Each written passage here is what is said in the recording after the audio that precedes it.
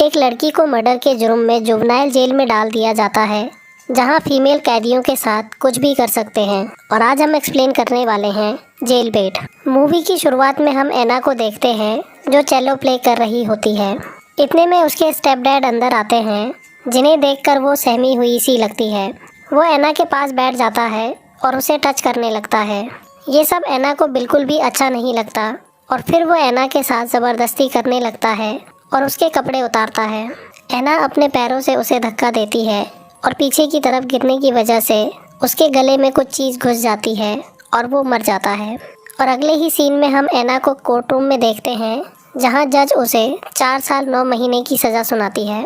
उसके बाद एना को जेल में ले जाया जाता है और वहां पहले से ही बहुत सारी फीमेल कैदी होती हैं।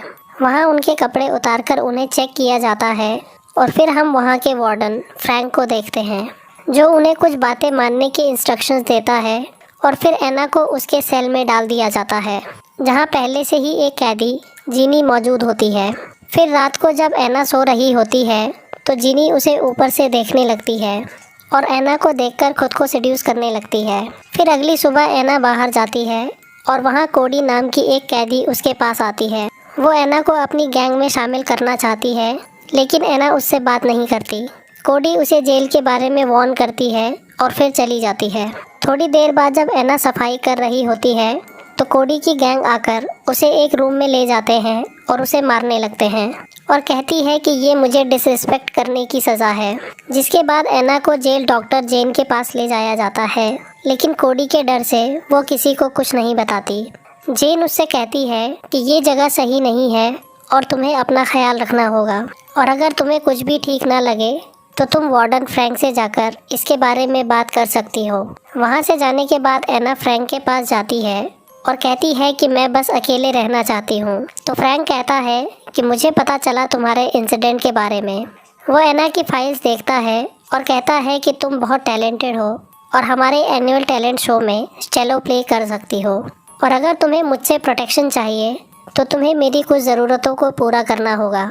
जिससे एना को पता चल जाता है कि फ्रैंक किस बारे में बात कर रहा है और वो उसकी बात नहीं मानती, और फिर फ्रैंक उसे बाहर भेज देता है। वो अपने सेल में जाकर रोने लगती है और जीनी से पूछती है कि तुम इन सब से कैसे बचती हो। तो जीनी कहती है कि उन्होंने मुझे भी परेशान किया था, लेकिन टाइम के साथ सबकी आदत पड़ गई है। उसके बाद जीनी एना के करीब जाती है और उसे किस करने लगती है। एना भी उसकी तरफ अट्रैक्ट होने लगती है और फिर वो दोनों रोमांस करने लगते हैं। अगली सुबह जब एना प्लेग्राउंड में होती है तो एक ब्लैक लड़की उससे बहस करने लगती है। तो एना डिसाइड करती है कि वो ये सब टॉर्चर नहीं झेल सकती और कोडी के साथ जाकर मिलती है। कोडी उसे अपनी गैंग में शामिल कर लेती है और जब वो एक रूम में होते हैं तो कोडी कहती है कि तुम्हें उस ब्लैक लड़की को मारना होगा खुद को साबित करने के लिए, और ये सब हम रिकॉर्ड कर लेंगे। जिसके बाद एना सबके साथ बाहर जाती है और उस लड़की को मारने लगती है। ये सब कोडी रिकॉर्ड भी कर रही होती है और इतने में गार्ड्स वहाँ आ जाते हैं और फिर सज़ा के तौर पर एना को सॉलिटरी रूम में टॉर्चर करने के लिए भेज दिया जाता है। 2 दिन वहाँ बिना कपड़ों के रहने के बाद फ्रैंक उसे बाहर निकालता है और कहता है कि अगर तुमने मेरा ऑफ़र ले लिया होता तो तुम्हें कोई छू भी नहीं पाता, और अगर तुम्हें दोबारा वहाँ नहीं जाना तो तुम्हें मेरी ज़रूरतों को पूरा करना पड़ेगा। जिसके बाद एना को मजबूरन उसके साथ रोमांस करना पड़ता है। फिर एना के वहाँ से जाने के बाद कोडी उसके हाथ पर अपनी गैंग का टैटू बनवा देती है और बाकी सबके जाने के बाद वो एना के साथ माल फूकने लगती है। और फिर थोड़ी देर बाद वो एना के करीब आती है और वो दोनों रोमांस करने लगते हैं।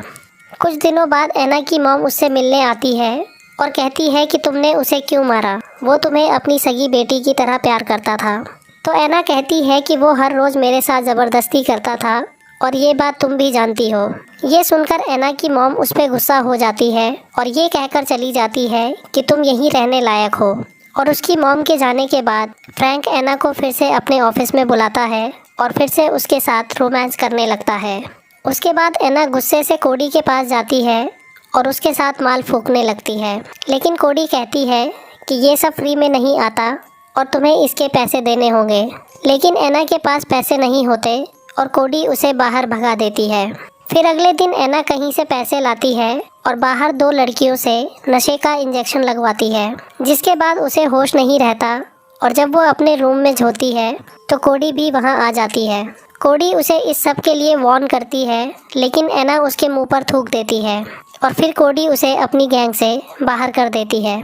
और फिर थोड़ी देर बाद जब एना नहा रही होती है तो ब्लैक गैंग वाली लड़कियां अंदर आकर एना को मारकर चली जाती है। फिर इसके बाद हम देखते हैं कि एना को नशे की लत लग जाती है और उसके रोज़ के झगड़ों की वजह से उसे सॉलिटरी रूम में डाल दिया जाता है, जिससे वो सुसाइड करने की कोशिश करती है और उसे एग्जामिन करने के बाद जनरल वार्ड में शिफ्ट कर दिया जाता है, जहां उसी की तरह बहुत सारी लड़कियां होती हैं जो ड्रग्स की लत की वजह से बहुत बीमार होती हैं।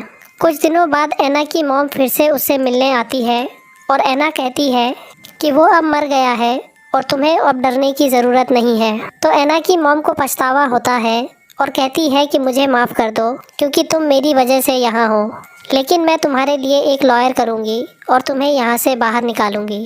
और अगले ही सीन में हम एना को फ्रैंक के ऑफिस में देखते हैं और वो उससे कहती है कि तुम जैसा कहोगे मैं वैसा करूँगी, लेकिन मुझे इन सब लड़कियों से दूर रहना है। और फ्रैंक भी उसकी बात मान जाता है। उसके बाद एना अपने रूम में जाती है और कोडी की गैंग का मार्क मिटा देती है। फिर एना और जीनी एक दूसरे के करीब आ जाते हैं और फिर से एक दूसरे के साथ रोमांस करने लगते हैं। उसी रात जब एना सफाई कर रही होती है तो एक लेडी गार्ड उसे फ्रैंक के पास ले जाती है, जहां फ्रैंक उसके लिए चेलो लाया होता है और उसे देखकर एना भी खुश होती है। अगले दिन कोडी को पता चल जाता है कि एना ने उसकी गैंग का मार्क मिटा दिया है, तो गुस्से में उसकी गैंग एना को एक डार्क रूम में ले जाकर उसे बहुत मारते हैं, जिसके बाद उसे डॉक्टर के पास ले जाया जाता है और फ्रैंक उसे आकर कहता है कि कोडी को इसकी सज़ा मिलेगी। लेकिन जब फ्रैंक एना को टच करता है तो जेन उसे देख लेती है। फिर फ्रैंक के जाने के बाद एना जेन को सब कुछ बता देती है और एना उसकी मदद करने का वादा करती है, लेकिन फ्रैंक उन्हें कैमरास के थ्रू देख लेता है और इस सब से गुस्सा होकर वो जेन को एक कैदी से मरवा देता है। फिर इस सब के बाद वो एना को अपने रूम में बुलाता है और कहता है कि जिसने तुम्हें मारा है उसी ने जेन को भी मारा था, लेकिन तुम अपना पूरा फोकस हमारे टैलेंट शो पर रखो और मेरी विशेष तुम्हारे साथ है। फिर कुछ दिनों बाद टैलेंट शो का दिन होता है और जब एना चेलो प्ले कर रही होती है तो सारे कैदी और स्टाफ उससे इम्प्रेस हो जाते हैं। फिर शो ख़त्म होने के बाद फ्रैंक एना के पास आता है और उसे किस करने लगता है। वो एना को बताता है कि मैंने नेक्स्ट मंथ तुम्हारी पैरोल हियरिंग के लिए बात की है और अब तुम्हें मेरे लिए कुछ करना होगा और अपने कपड़े उतार दो। एना इस बात से खुश होती है और फिर वो दोनों अपने कपड़े उतारने लगते हैं। फ्रैंक उसके साथ रोमांस करने लगता है, जो एना को बिल्कुल भी अच्छा नहीं लगता। वहाँ से जाने के बाद एना जीनी को पैरोल वाली बात बताती है, तो जीनी कहती है कि फ्रैंक पर भरोसा मत करना क्योंकि वो सबके साथ यही करता है और तुम ही बताओ कि तुम्हारे यहाँ से जाने के बाद उसका क्या फ़ायदा होगा। और ये बात सुनने के बाद एना सोच में पड़ जाती है। अगली रात एना को पैरोल हियरिंग का लेटर मिलता है, जिसे देखकर वो और जीनी हैरान होते हैं। जिसके बाद एना कोडी के पास जाती है और कहती है कि फ्रैंक को एक्सपोज करने में मेरी मदद करो ताकि सबको उसकी हरकतों के बारे में पता चल जाए। फिर कोडी एना को अपना वीडियो रिकॉर्डर देती है और फिर अगले दिन जब एना फ्रैंक के साथ रोमांस कर रही होती है तो एना सब कुछ रिकॉर्ड कर लेती है। अगले दिन हम एना को बाहर से आए ऑफिसर्स के साथ देखते हैं और वो अपनी सफाई देती है। जिसके बाद रिव्यू ऑफिसर फ्रैंक से पूछता है कि आपकी क्या राय है एना के बारे में। तो फ्रैंक कहता है कि एना एक वंडरफुल लड़की है, लेकिन मैं चाहता हूँ कि एना को अभी रिलीज़ नहीं करना चाहिए और उसे कुछ दिन और जेल में रखना चाहिए। जिसे सुनकर एना भी हैरान हो जाती है। फ्रैंक का ओपिनियन सुनने के बाद रिव्यू ऑफिसर बेल डिनाई करने वाला ही होता है कि इतने में एना उन्हें फ्रैंक का वीडियो दिखा देती है, जो उसने तब लिया था जब फ्रैंक उसके साथ ज़बरदस्ती कर रहा था, और कहती है कि फ्रैंक सारी लड़कियों के साथ ऐसा ही करता है। ये सब देखने के बाद फ्रैंक को अरेस्ट कर लिया जाता है और सारी कैदी लड़कियां उसे गाली देने लगती हैं। फिर थोड़ी देर बाद रिव्यू ऑफिसर एना से माफ़ी मांगता है और कहता है कि हम आज ही तुम्हें पैरोल पर रिहा कर रहे हैं। ये सुनकर एना की आंखों में आंसू आ जाते हैं और फिर वो जेल से रिहा हो जाती है। फिर कुछ दिनों बाद हम एना को एक इवेंट में देखते हैं जो चेलो प्ले कर रही होती है और यहीं हमारी मूवी ख़त्म हो जाती है। दोस्तों, आपको ये स्टोरी कैसी लगी हमें कमेंट सेक्शन में ज़रूर बताइए। वीडियो को लाइक और चैनल को सब्सक्राइब जरूर कर दीजिएगा।